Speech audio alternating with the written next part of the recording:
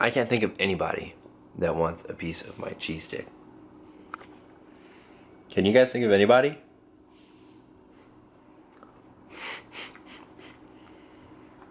All right.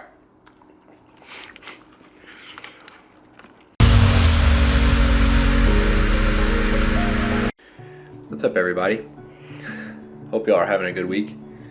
So I've had a lot of people ask me what it was like growing up being gay in a small town in a low population state, what people would call redneck county or the Bible Belt, and going to college and graduate school, being in a professional community and being gay.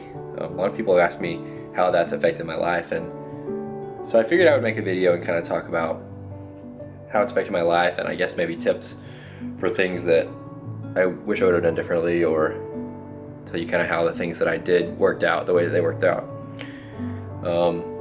So like I said in my coming out video, I came out when I was like 15, 16, so I was in high school, and a lot of people knew. I mean, everyone knew in high school by the time I was a junior, and thankfully I kept to myself enough that I was never really the target of like popular attention.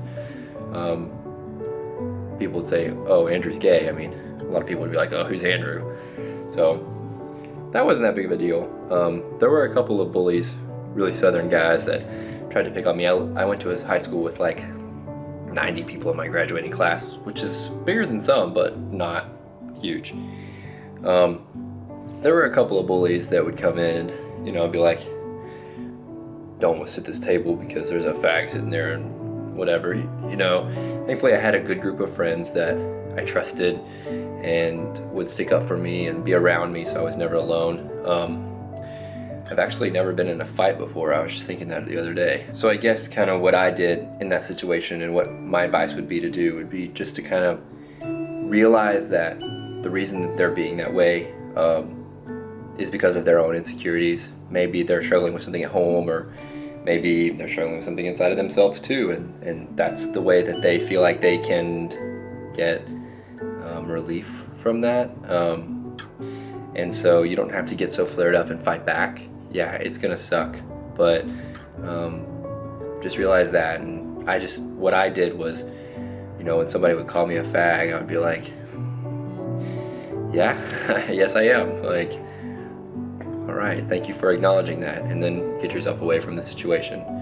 Don't ever fight anyone. I mean, I have friends that told me, oh yeah, they call me a fag, so I tried to throw a punch at them or whatever, like started some rumor about them. Don't sink to their level. Like, you're better than that, and you can be the bigger person by not reacting so negatively to that. React positively. That's what you got to do.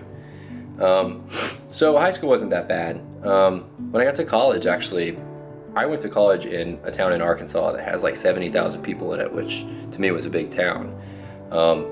Everyone was super welcoming about it in college. I mean, when you're around a bunch of other college kids, it seemed like it wasn't that big of a deal. Now, I'm not saying I could hold hands with a guy on campus or anything like that. That probably would have been booed and hissed at, but I at least was open, and in classes people knew I was gay and I didn't have to worry about anything, and no one ever said anything to me.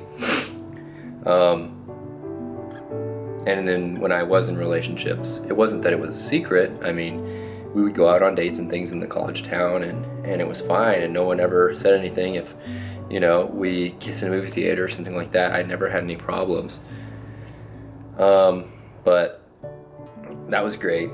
I was kind of worried once I got into professional school, after I graduated college, that I would have to go back in the closet and hide it. My view on it was, when I started college, or optometry school, is that I was going to keep it a secret until people thought of me as smart and friendly and everything else, and then I would tell them that I was gay, so that they would think of me as Andrew, the nice, smart, friendly guy, other than Andrew, the gay guy. I didn't want the title. So I did, and I started optometry school, and I you know, anytime anybody asked me if I was dating anybody, I was like, no, and I didn't tell anybody, and I made sure my Facebook was clean. And finally, after about 6 months in, I told somebody, and they were just shocked that I kept it a secret. And it wasn't that I had gone back in the closet. I mean, my family and friends all still knew, and once I made close friends in optometry school, I told them. And so, and then it got out pretty quickly, and everyone was so accepting of it. I mean, my professors were great, and people knew there, and I actually became really good friends with a couple of gay professors, and it opened a lot of doors for me, actually.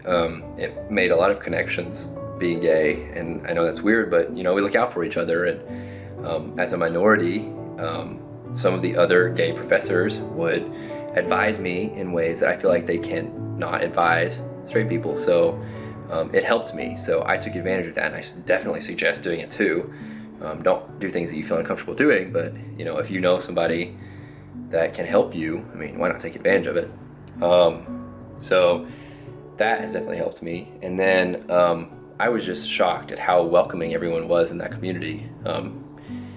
You just don't expect it. I have had a couple of people that are very religious tell me that they feel differently about gays and gay culture now because they knew me. And I mean, that just feels really good. So be positive, don't be negative. Help people understand that gay people are people just like everyone else. I mean, I know people say this 1,000 times. There's probably a billion YouTube videos about be yourself, and you know, don't let anyone else tell what to do, and be positive or whatever. But like, really, from firsthand experience, it helps to be able to say, you know, I'm a good person. Like, I show you that I'm a good person. I will volunteer and help other people, and commit to my community, and be a good friend to you, and listen to your problems.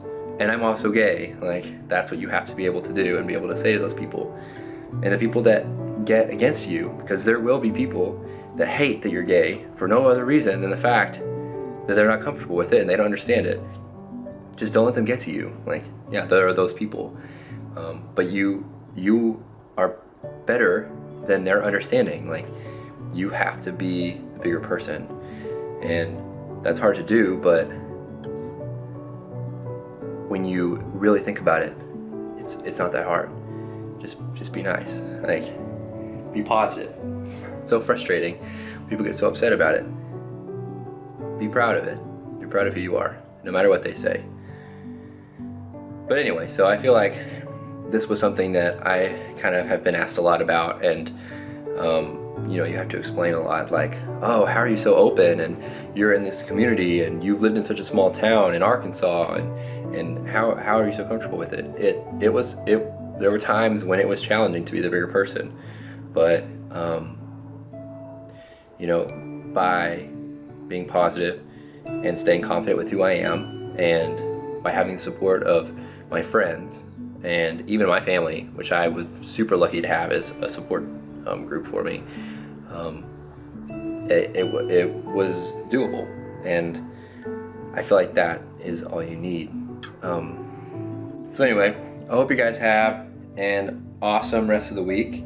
I don't know if you got MLK Day off, but I did, and the 3-day weekend was super nice. I am going to my formal this weekend. It's my last formal before I graduate, so that's gonna be kind of sad. And then back to work. Make another video pretty soon. Be sure you subscribe. Thanks for watching, guys. See ya.